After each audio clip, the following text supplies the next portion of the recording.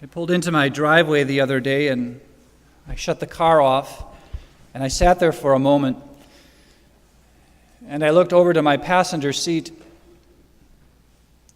It was full of stuff. I looked over at the floor of my passenger seat. It was full of things. I turned around and looked in the back. There was tools, receipts, scraps from projects that I had been working on, religious books, anointing books, sacramentals, water bottles.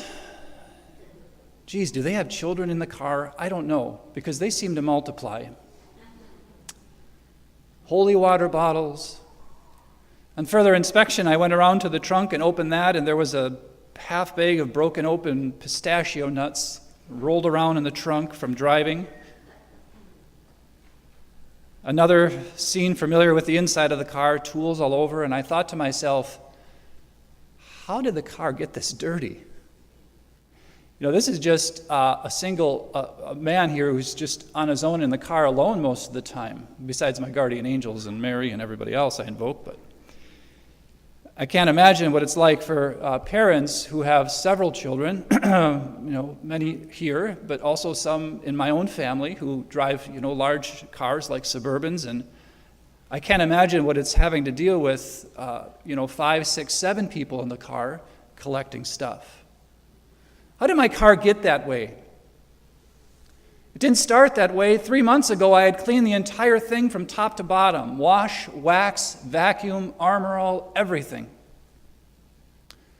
But over time, and through the small neglects of picking things up as they collected, my car was a mess.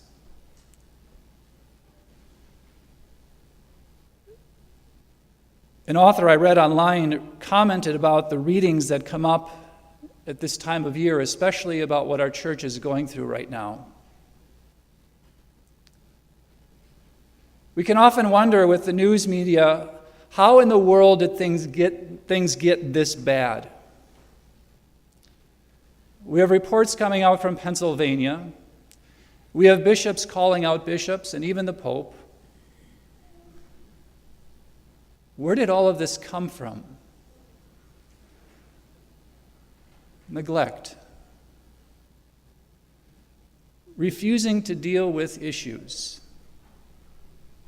Pushing them ahead. To be honest, when I look at the church today, it's sort of a macrocosm, a big view of sort of the microcosm of every individual. That when we neglect things and we push them aside, eventually they begin to build up. So what is going on in our church? I can tell you this, it's nothing new. And I will refer you today to the gospel. The people in today's gospel, Mark has them put as the Pharisees and the scribes who had come to Jesus, were people for that the last 200 years had used temple worship to their own advantage. They used the laws of God that commanded worship on the Sabbath. They commanded atonement on the day of Yom Kippur to make a pilgrimage to Jerusalem, and they were using that structure to their advantage for personal gain. And Jesus calls them out very clearly that they're more obsessed with the human traditions of the law than they are with understanding the things that are coming from their hearts. Some people, and I just want to say this as an aside, have used this gospel, especially in the last 20 or 30 years, I think some clergy included, to say that the law is unimportant. I grew up, and one of the priests that I had in my hometown, the only thing I can remember him ever preaching about was how the law really didn't matter. And it wasn't until I got older that I realized, well, yeah, of course the law matters. Jesus says, do not treat human precepts as divine mandates, but many people will treat divine mandates as human precepts and think that they're living by the Spirit rather than by the law that God has given us not to constrain us, friends, but to give us freedom. But that freedom can always be abused. We're going through another purification in our church. And the reality is, somebody had sent me a homily by a Father Robert Altier. Has anyone ever did anyone hear that homily? It's been going around the internet, and he kind of put it out rather plainly. He started the homily by saying, this homily is not going to be politically correct, which ironically usually tunes everyone's ear in. Do you notice that? And he talked about the history of the church in the last 100 years, and that for 2,000 years the church has stood in the way of human progress, which so often seeks to run over precisely the human person. It seeks to turn human beings into functionaries. Communism was one of the first groups of people that sought to infiltrate the church, and that was 100 years ago. There's lines throughout the history of the church of Napoleon, I think especially would be a good example, that went to the Pope at the time and said, I'm going to invade and destroy your church. And the Pope at the time said, my dear little man, priests and bishops have been trying to do that for centuries, and they haven't succeeded. The church has a divine mandate. And to try to interpret some of the things that are going on now that you see in the media, all of the things perpetrated, or at least relayed that way by the Catholic Church, why is it always the Catholic Church that they're after? You never hear the great scandal of the Lutheran Church, the great scandal of the community church. They happen there, I know that, but you never see a media frenzy over it. Why is that? Because the church stands in the way of human progress that would seek to make sexuality rampant, promiscuity normal, and sin divine laws as if they were just human precepts. And there has not just been attack from without in the church, there's been attack within. How can a media that says you should be allowed to do whatever you want with your body suddenly say, well, no, you can't do that, though? It's a double standard. And again, I'm not for once apologizing for the guilty parties that have been involved in this. But what I do want to recommend, and friends, I'm going to tell you this from the bottom of my heart, I'm really tired of having to talk about it. Because there's so much more that the church is. There's so much more positivity that's here, rather than dwelling on the negative. Even last night, I was with a group of priest friends, and our whole conversation centered around not only about what happened in Pennsylvania, but the precedent that's set for the rest of the United States, in the entire Union, and all the states in the Union of following the same precedent. Which means every diocese may have to go through this that haven't already. And it's coming. And I'm not so sure that it's not undesirable. Because just as Jesus needed to cleanse the temple, just as Jesus needed to call out the religious figures of his day at that time, to call their hearts back into reconciling and authenticity of what the Christian message is supposed to be about and what their authority is supposed to be used for, eventually when the dust settles from all of this, it'll happen. Now, Father Altier said, and I think he's correct, that Jesus cleansed the temple the first time when he came. And the next one to cleanse the temple will be the Holy Mother of God.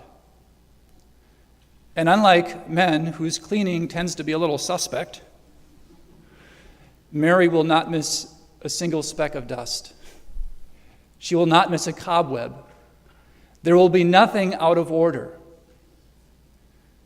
And it will be, as we call her, and as our parish is named after, an immaculate church again. But there are some things that we have to suffer.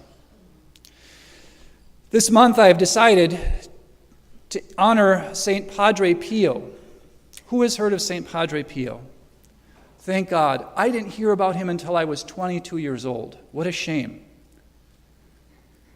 Yesterday was the 1st of September, and I've trying to do these things in the parish, and half the time I think I'm crazy for trying to do them, and half the time I'm not really sure. And I was going by a little statue I have. He's only about 6 or 7 inches of Padre Pio. He's all white and he's on a dresser, and I look at him, and I'm always inspired to pray. And I walked by, there's a little holy card there and a medal that I keep there, and he's in the living room, and suddenly the other day I went by and I saw 2 feathers. There was 2 white feathers next to his statue. September 1st, this was yesterday. And I said to myself, what in the world are 2 feathers doing there, and how did they get in here? I was looking for a dead bird outside the door or something like that, trying to explain it. But then I did what you're supposed to do when you have a question about something. I called my dad. He wasn't home, and he probably wouldn't have known the answer. And so I did the next best thing. I Googled it. All I did was put in Padre Pio, 2 feathers. And wouldn't you know, I got a hit. The hit was a story of a woman relating the fact that she was going through a desperate time because her mother was dying of cancer.